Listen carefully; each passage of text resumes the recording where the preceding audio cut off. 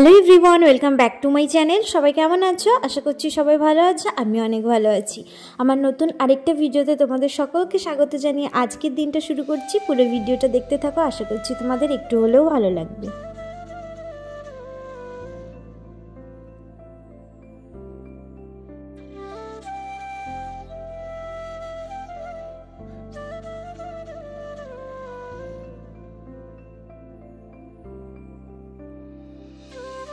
এখন হচ্ছে সময় 8:30। ভাই টিউশনে চলে গেছে, আমি চলে এসেছি এখন টপ ছাদে।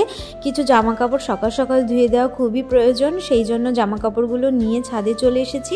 আর এখন বাজে প্রায় 8:30। তো এখন রোদের তেজ এতটাই, পুরো মনে হচ্ছে যে তপ্ত দুপুরে দাঁড়িয়ে আছি। সকালবেলা আমার একটু গলাটা বসে গেছে, সেই জন্য একটু গরম জল খেয়ে নিচ্ছি আর ছাদে জাস্ট একটু রিফ্রেশিংয়ের জন্য হাঁটা চলা করে নিচ্ছি।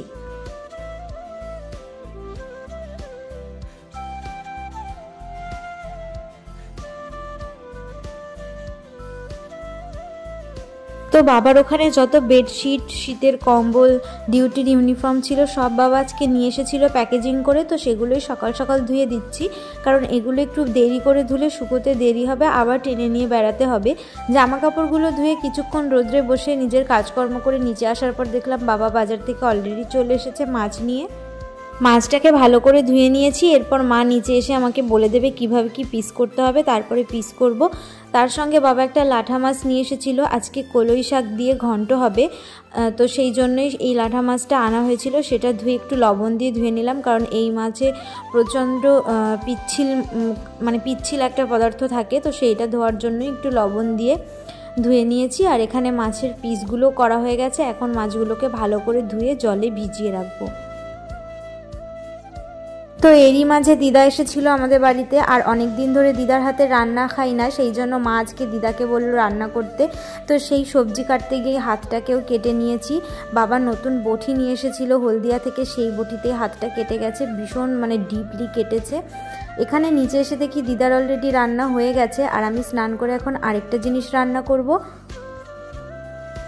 তো আজকে ফার্স্ট টাইম আমি এই রান্নাটা করতে চলেছি, সেই জন্য একেবারে অল্প পরিমাণ নিয়ে ট্রাই করে দেখছি। আজকে রান্না করব হাঁসের মাংস, তার জন্য একটুখানি পেঁপের কষ নিয়ে আসলাম। পেঁপের কষটা দিলে হাঁসের মাংসটা তাড়াতাড়ি সিদ্ধ হয়ে যায়, আর একেবারে সামান্য পরিমাণে রান্না করব, কারণ অলরেডি মাছ রান্না করা হয়ে গেছে, সেই জন্য সব মাংসটুকু রেখে দেওয়া হয়েছে। আর এটা পরবর্তীতে বাবা যেদিন আসবে সেদিনই খাওয়া দাওয়া করা হবে, আর বাকিটুকু এখন যেটুকু বের করে রেখেছিলাম সেটুকু রান্না করব। আর সত্যি কথা বলতে আজকে পুরোটা রান্না করলে বাবা খেতেও পারতো না, যেহেতু বাবার কালকে সকালে ডিউটি যেতে হবে, তাই আগের দিন রাত্রেবেলা বাবা সেরকম রিচ খাবার খায় না, সেই কারণে একদম অল্প করে রান্না করছি। ছুটি নিয়ে আসলে বাবা সেদিন আবার রান্না করা হবে।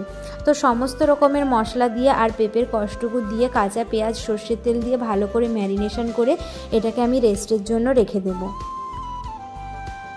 রেস্টে রেখে দেওয়ার পর এবার প্রেশার কুকারের ভিতর ভালো করে মাংসটা আমি দিয়ে দিলাম, আর এর ভিতর দেবো তেজপাতা আর তার সঙ্গে গোটা গরম মশলা, আর পরিমাণ মতো জল দিয়ে 5 থেকে 7টা সিটি দিয়ে নেব আমি।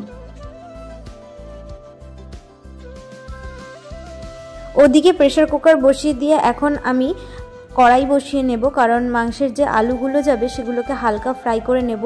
আর কাঁচা আলু আমি সচরাচর কোনো দিনই মাংসতে দিই না, আলুটা সামান্য একটুখানি ভেজে নিই নুন আর হলুদ দিয়ে, সেই জন্য এখানে আলু বসিয়ে দিয়েছি ভাজতে। আর ততক্ষণে কিন্তু আমার প্রেশার কুকারের সিটিও কমপ্লিট হয়ে গেছে।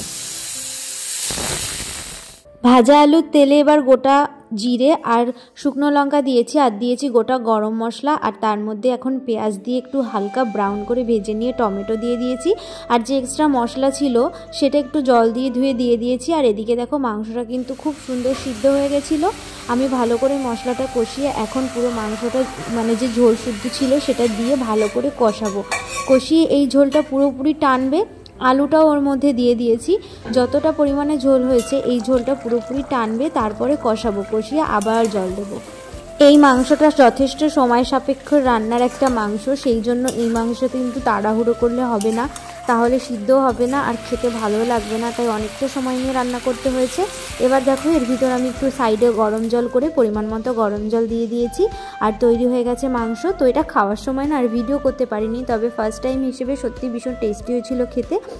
এর পরবর্তীতে মা যেদিন রান্না করবে আবার তোমাদের সঙ্গে শেয়ার করব। তারপরে দেখো দিদা যে খাবারগুলো এনেছিল সেগুলোই তোমাদের সঙ্গে শেয়ার করছি।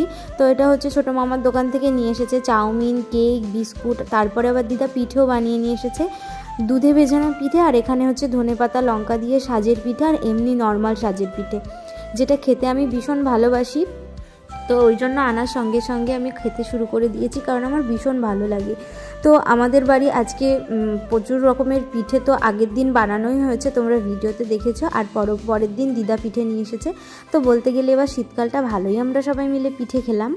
আজকের ভিডিওটা তাহলে এই পর্যন্তই রাখছি। আমি এখন পিঠে খেতে খেতে তোমাদের বিদায় জানাচ্ছি। দেখা হবে এবার পরবর্তী নতুন ভিডিওতে। ততক্ষণে সবাই সুস্থ থেকো, ভালো থেকো আর সবাইকে ভালো রেখো। Bye bye.